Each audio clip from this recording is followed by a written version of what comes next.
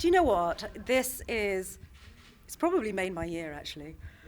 Has meant so much to me to be invited here, to have my work recognised.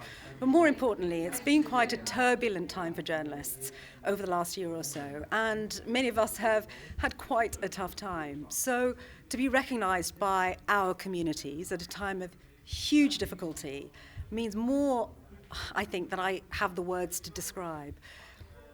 Journalists and reporting is now under greater pressure than ever before. And we often get hauled in front of, the audiences and told off very often, either on social media or even by our bosses.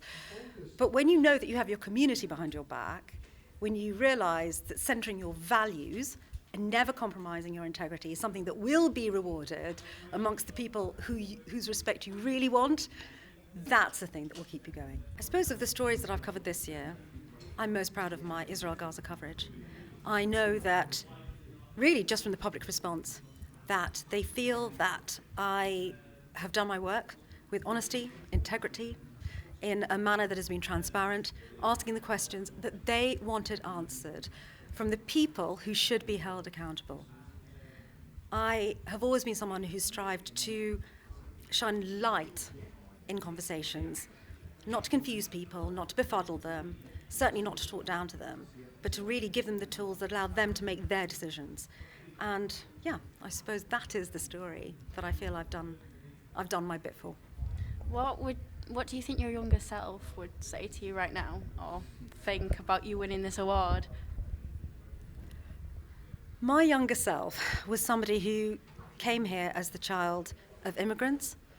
I was educated by the state in non-selective state schools.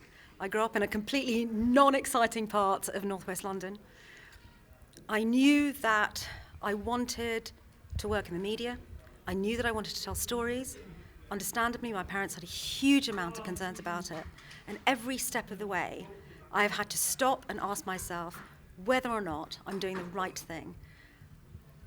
And as time has gone by, I realise that I can now look back at that little girl and say, you very much did do the right thing. What advice would you give to other people in the industry or people trying to get into the industry?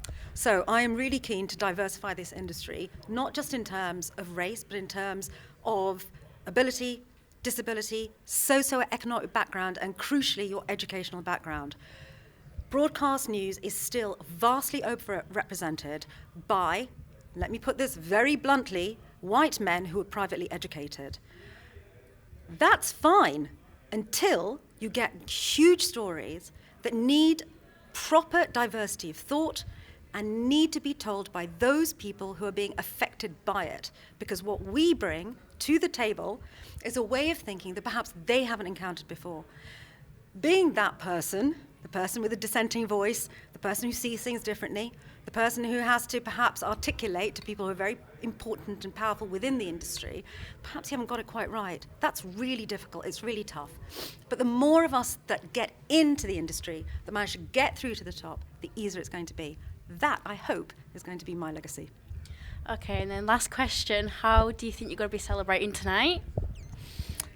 Well, I've got my friends, my family here. We're going to go and have a couple of glasses of champagne, I hope. And I'm going to tell everyone who's given me this award how grateful I am for it. Thank you very much. Oh, thank you. You're such an inspiration.